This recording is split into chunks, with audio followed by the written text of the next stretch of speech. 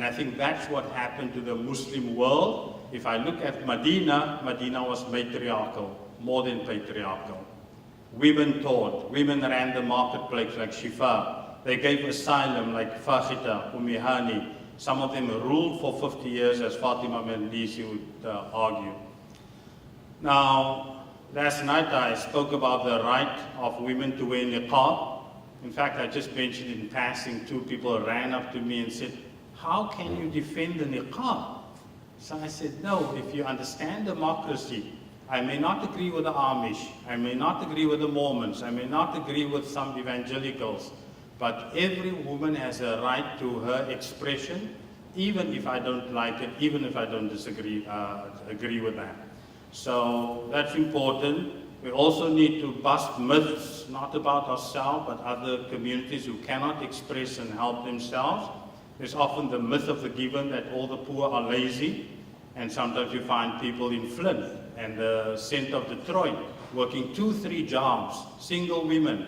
They don't have health coverage from Walmart, and it's so many things. The poor are not necessarily lazy, but everything could be systemic, systematic, and structural. And those violences are violences we need to oppose. Robert Lustig speaks about obesity, and he blames it on the food industry. Now, history is important, fighting capitalism, disaster capitalism. Naomi Klein writes about that, war economies, drones, etc. would be very important.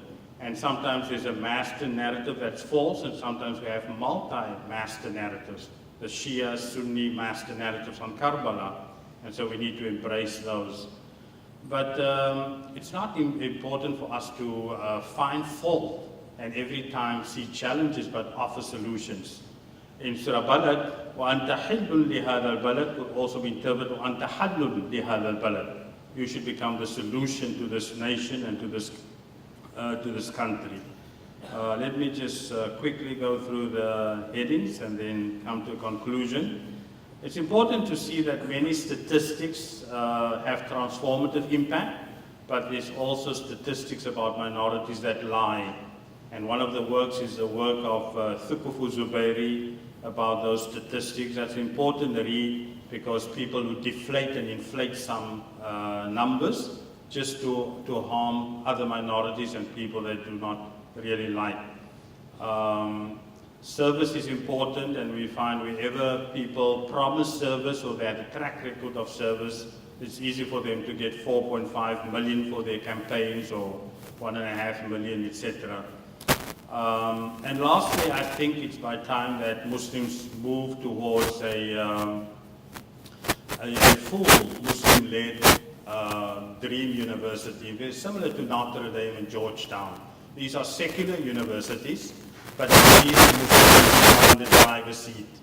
They are on the boards of trustees. I've looked at many of our universities, and they wouldn't put Muslims in their boards of trustees. Very tokenism here and there. We come to teach Middle Eastern studies, and you have certain sacred cows. You cannot speak a certain way about Zionism. And so there are so many issues that we have, but also there's also the rape culture. Kavanaugh is just a tip of the iceberg. The rape culture, even at Ivy League schools, we need to challenge that. And so we need to look at some models within the Muslim world that could really reform and inform some of the things we do in America. And just to end off with a quote, dreams are not what we see when we are asleep, but dreams are what we lose sleep about.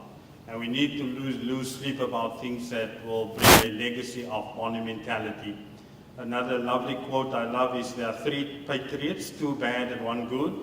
The bad patriots are loveless critics and uncritical lovers. The only good patriot has a lover's quarrel with his nation or with his community. And so we need to become good quarrel.